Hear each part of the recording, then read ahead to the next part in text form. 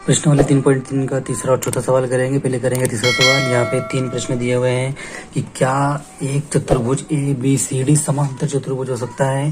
तो पहला बोल रहा है कि कोण डी और कोण बी बराबर जो है वो 180 डिग्री होना चाहिए। कोण डी और कोण बी का मान 180 डिग्री।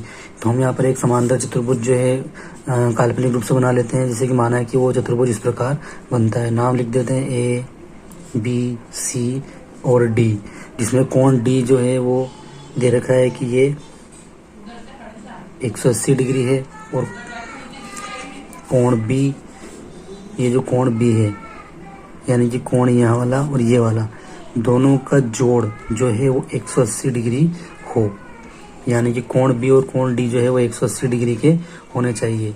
तो हो सकता है कि तो इस प्रकार की कंडीशन में हम कह सकते हैं कि भाई हो सकता है ये कोण 90 डिग्री का हो और ये कोण 90 डिग्री का हो, तो दोनों को जोड़ने पर जो है 180 डिग्री आ सकता है, यानी कि दोनों सम्मुख कोण जो है दोनों कोण बराबर हो सकते हैं। तो ऐसा किसमें पॉसिबल हो सकता है, जैसे कि हमारे वर्ग हों, वर्ग के अंदर जो है ए बी सी डी, ठीक है, ये कोण 90 डिग्री का है तो इसके सामने वाला कोण भी 90 डिग्री का हो सकता है, यानी कि दोनों का जोड़ 180 डिग्री का हो सकता है। ठीक है, ये हो सकता है, लेकिन हमेशा जरूरी हो ऐसा सही है ऐसा नहीं है। लेकिन इस कंडीशन में यहाँ पर ये है कि ये समांतर चतुर्भुज हो सकता है। दूसरा सवाल है यहाँ पे ए बी बराबर डी सी बराबर 8 सेंटीमीटर, यानी कि ए बी और D C 8 centimetre, A D बराबर 4 सेंटीमीटर और बी सी बराबर 4.4 सेंटीमीटर। तो क्या ऐसा चतुर्भुज समांतर चतुर्भुज हो सकता है। तो इसके लिए हम बना के देख लेते हैं यहाँ पे कि ए बी सी और डी। तो ए बी बराबर डी सी, यानी कि ये वाली 8 सेंटीमीटर की, ये वाली 8 सेंटीमीटर की। फिर ये कह रहा है कि ए डी बराबर 4 सेंटीमीटर और बी सी बराबर 4.4 सेंटीमीटर। तो क्या ये एक समांतर चतुर्भुज हो सकता है। तो नहीं, ये समांतर चतुर्भुज नहीं हो सकता, क्योंकि आमने सामने की सम्मुख भुजाएं जो है समांतर चतुर्भुज में बराबर होनी चाहिए। यहाँ पर बराबर नहीं है तो ये बराबर मतलब ये समांतर चतुर्भुज नहीं हो सकता। तीसरी कंडीशन दे रही कि ये कोण ए बराबर 70 डिग्री और कोण सी बराबर 65 डिग्री हो। तो इसको बना के देख लेते हैं समांतर चतुर्भुज के लिए ए बी सी डी। तो ये कह रहा है कि ये 70 डिग्री का हो और कोण सी जो है वो 65 डिग्री का हो, तो ये वाला भी पॉसिबल नहीं है, यानी कि यहाँ पर भी जो है ये समांतर चतुर्भुज नहीं होगा, क्योंकि समांतर चतुर्भुज में सम्मुख कोण जो है वो बराबर होना चाहिए, लेकिन यहाँ पर बराबर नहीं है, इसलिए ये समांतर चतुर्भुज नहीं हो सकता। केवल पहली वाली कंडीशन है यहाँ हो सकता है, लेकिन जरूरी नहीं कि ऐसा भी हो, हर बार सही हो ऐसा नहीं हो सकता है। ठीक है, लेकिन इन दोनों कंडीशन में समांतर चतुर्भुज नहीं हो सकता।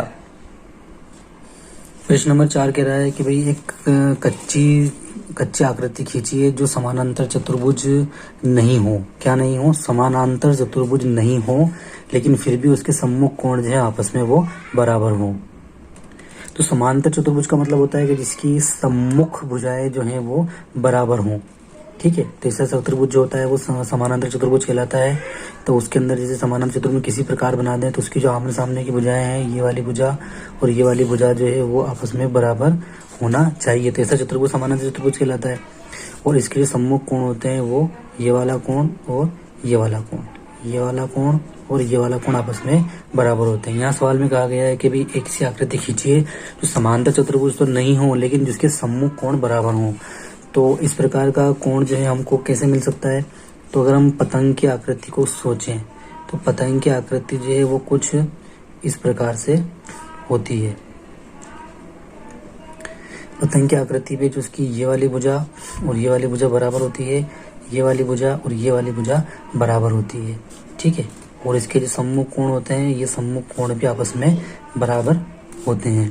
तो ऐसा पॉसिबल है।